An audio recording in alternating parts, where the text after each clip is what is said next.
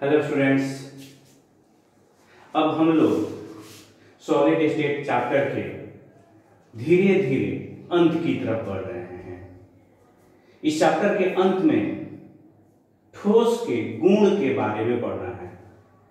तो ठोस के दो प्रकार के गुणों की चर्चा हमारे 12वीं क्लास के सिलेबस में की गई है। पहला है विद्युतीय गुण, दूसरा है चुंबकीय गुण। तो आज के क्लास में अभी हम लोग विद्युतीय गुण की चर्चा करेंगे। विद्युतीय गुण के आधार पर ठोस तीन प्रकार के होते हैं: चालक, अर्धचालक और विद्युत रोधी। कंडक्टर, सेमीकंडक्टर और इंसुलेटर। आज हम लोग इन्हीं तीनों के बारे में पढ़ेंगे। तो सबसे पहले हम लोगों को इस चीज को भी ध्यान में रखना है कि इस चैप्टर में जो चालक है, चालक का डेफिनेशन हम लोग बचपन से सीखे हुए हैं, बहुत पहले से, कि वह पदार्थ जिससे हो करके विद्युत धारा गुजरती है उस पदार्थ को चालक कहते हैं। उदाहरण के तौर पे धातु है, ग्रेफाइट है, ये सब चालक के उदाहरण हैं। लेकिन हम लोगों को यहां पर चालकता के शब्दों में चालक को परिभाषित करना है। तो चालकता के शब्दों में जो चालक की परिभाषा है वो यह है कि वह पदार्थ, जिस पदार्थ की चालकता का जो कोटि होता है, जिस पदार्थ की चालकता होती है वो 10 के पावर 4 से 10 के पावर 7 प्रति ओम प्रति मीटर होता है, उसे चालक कहते हैं। तो आपके दिमाग में होना चाहिए कि हम लोग ठोस के बारे में पढ़ने जा रहे हैं, ठोस के गुण के बारे में पढ़ने जा रहे हैं। ये हम लोग चालकता के आधार पर इसको तीन हिस्सों में बांटेंगे: चालक, विद्युत रोधी और अर्धचालक। चालक का मतलब आप समझ रहे हैं, जिस पदार्थ से होकर विद्युत धारा आसानी से गुजर जाए उस पदार्थ को चालक कहेंगे। लेकिन हमें चालकता के पदों में कहना है तो याद रखिए कि वह पदार्थ, जिस पदार्थ की जो चालकता है वो 10 की पावर 4, ये याद रखना है, बहुत महत्वपूर्ण है ऑब्जेक्टिव पॉइंट ऑफ व्यू से। 10 के पावर 4 से 10 के पावर 7 प्रति ओम प्रति मीटर होता है, उस पदार्थ को चालक कहते हैं। जनरली जो अच्छे धातु होते हैं उनकी चालकता की जो कोटि होती है वो 10 के पावर 7 प्रति ओम प्रति मीटर होता है। उदाहरण के तौर पे आप कॉपर ले लीजिए, सिल्वर ले लीजिए, ये सब जो है उच्च क्वालिटी के चालक होते हैं और उनकी चालकता की कोटि 10 के पावर 7 प्रति ओम प्रति मीटर होता है। इसके बाद अब हम लोग चालक को दो हिस्सों में बांटेंगे। तब तक आप इसको नोट कर लीजिए, फिर उसके बाद चालक को हम लोग दो हिस्सों में बांट करके देखते हैं कि कौन कौन से होते हैं और उसका क्या डेफिनेशन है। अब स्टूडेंट्स, हम देखते हैं कि जो चालक होता है वह दो प्रकार का होता है। एक को कहते हैं हम लोग मेटालिक चालक, हमने पीछे वाली क्लास में बताया था, इसी को कहते हैं इलेक्ट्रॉनिक कंडक्टर भी कहते हैं, धात्विक चालक। दूसरा होता है इलेक्ट्रोलाइटिक कंडक्टर। इसी इलेक्ट्रोलाइटिक जो कंडक्टर है इसी को आप आयनिक कंडक्टर भी कहते हैं। तो हमें समझना है कि मेटालिक कंडक्टर मतलब क्या। तो वह पदार्थ, जिस पदार्थ से, वह ठोस पदार्थ जिस पदार्थ से विद्युत धारा का प्रवाह मुक्त इलेक्ट्रॉन के कारण, मतलब विद्युत धारा प्रवाहित हो रहा है, उसका वजह क्या है, कारण क्या है, मुक्त इलेक्ट्रॉन। अगर मुक्त इलेक्ट्रॉन से विद्युत धारा प्रवाहित हो रहा है तो नाम हो गया मेटालिक कंडक्टर, या इसी को हम लोग कहते हैं इलेक्ट्रॉनिक कंडक्टर। इसलिए एक दो बहुत महत्वपूर्ण पॉइंट्स है इसमें जब विद्युत धारा प्रवाहित होता है तो कोई रासायनिक परिवर्तन नहीं होता।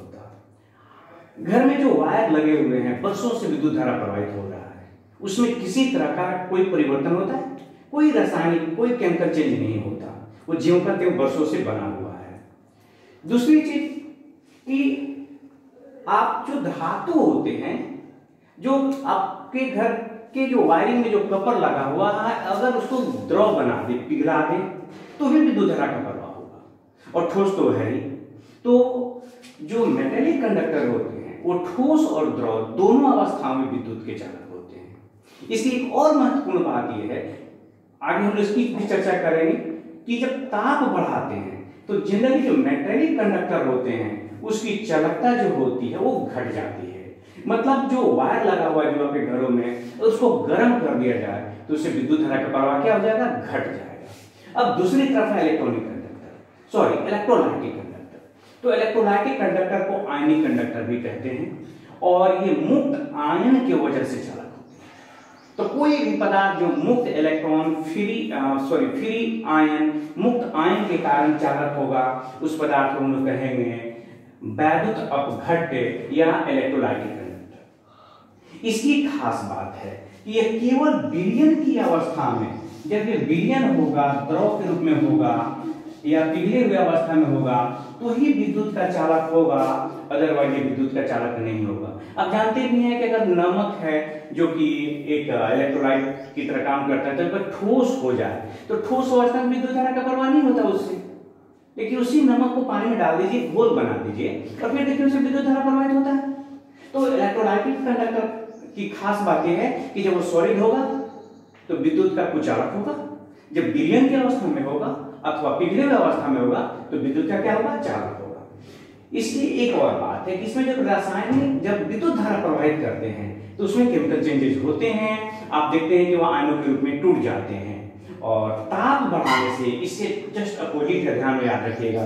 जब ताप बढ़ाते हैं तो यहाँ पर विद्युत की चालकता जो होती है वो बढ़ जाती है। तो ये है उदाहरण के तौर पे NaCl, KCl, कोई भी आयनिक कंपाउंड ले लीजिए। यहाँ पर अगर कोई भी धातु ले लीजिए, सोना, चांदी, इसके अलावा कुछ अधातु जैसे ग्रेफाइट भी विद्युत के चालक होते हैं और ये मेटेलिक कंडक्टर या इलेक्ट्रॉनिक कंडक्टर ही ये होते हैं। तो ये तो हो गया चालक के बारे में। अब हम लोग देखते हैं कि विद्युत रोधी क्या है। तब तक आप स्क्रीनशॉट लीजिए, नोट करिए और उसके बाद हम लोग अगला देखते हैं विद्युत रोधी क्या है। अब आइए दूसरा टॉपिक है विद्युत रोधी। विद्युत रोधी का मतलब जैसे लकड़ी से क्या विद्युत धारा एक छोर से दूसरे छोर पे जाता है, गुजरता है? नहीं। तो उस तरह कोई भी पदार्थ है, जैसे लकड़ी है, रबर है, प्लास्टिक है, इससे विद्युत धारा प्रवाहित नहीं होती। और जिस पदार्थ से विद्युत धारा का प्रवाह नहीं होता उसे इंसुलेटर कहते हैं, विद्युत रोधी कहते हैं। लेकिन हमें तो समझना है विद्युत रोधी को चालकता के पदों में, कि चालकता के पदों में विद्युत रोधी क्या है। तो वह पदार्थ, जिस पदार्थ का जो चालकता का परास है वो है 10 के पावर -20 से 10 के पावर -10 प्रति ओम प्रति मीटर। दुनिया का वो सब पदार्थ, दुनिया का वो सभी ठोस विद्युत रोधी कहलाएगा। बस ये याद होना चाहिए, बहुत महत्वपूर्ण है। जिस पदार्थ की जो चालकता का जो रेंज होता है, परास होता है, वो 10 टू पावर -22 10 टू पावर -10 पर ओम पर मीटर होता है, वो सब के सब पदार्थ क्या कहलाते हैं, तो विद्युत रोधी कहलाते हैं। अब आइए जैसे आप उदाहरण के तौर पे कह सकते हैं, जैसे लकड़ी है, प्लास्टिक है, सल्फर है, फास्फोरस है, etc। अब तीसरा जो वर्गीकरण है वो है अर्धचालक। तो अर्धचालक का भी मतलब समझते हैं। कुछ पदार्थ ऐसे होते हैं जिनकी चालकता जो होती है वो चालक और विद्युत रोधी दोनों के बीच में होती है। मतलब चालकता जो है चालक से कम है, लेकिन इंसुलेटर जो होता है विद्युत रोधी उससे ज्यादा है, तो उस परिस्थिति में उसको अर्धचालक कहते हैं। तो वे पदार्थ जिसकी चालकता चालक और विद्युत रोधी के मध्य होती है, उनके बीच में होती है, उसे अर्धचालक कहते हैं। और यहाँ पर भी अगर हम चालकता के परास के पद में कहें तो वह पदार्थ जिसकी चालकता का जो परास होता है 10 टू पावर -6 से 10 to power -6 to 10 to power 4 पर ओम पर मीटर होता है, उससे हम लोग अर्धचालक कहते हैं। उदाहरण के तौर पे जर्मेनियम है, सिलिकॉन है, बहुत सारे हैं जो कि अर्धचालक होते हैं। देखिए इसके बाद जो अगला जो टॉपिक है हम लोगों का वो है बैंड का। एक बैंड सिद्धांत है और ये फिजिक्स और केमिस्ट्री दोनों में पढ़ना है। तो हमें यहाँ केमिस्ट्री में हम लोग पढ़ेंगे कि बैंड सिद्धांत के आधार पे आप डिफाइन करेंगे, परिभाषित करेंगे कि चालक किसे कहेंगे।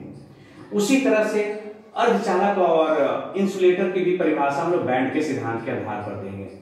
तो आप इसका स्क्रीनशॉट लें और फिर इसके बाद अगले वीडियो में हम लोग बैंड के सिद्धांत के आधार पर हम लोग पढ़ेंगे कि चालक, अर्धचालक और विद्युत रोधी क्या है। तब तक के लिए जय हिंद, जय भारत, अपना ख्याल रखिएगा।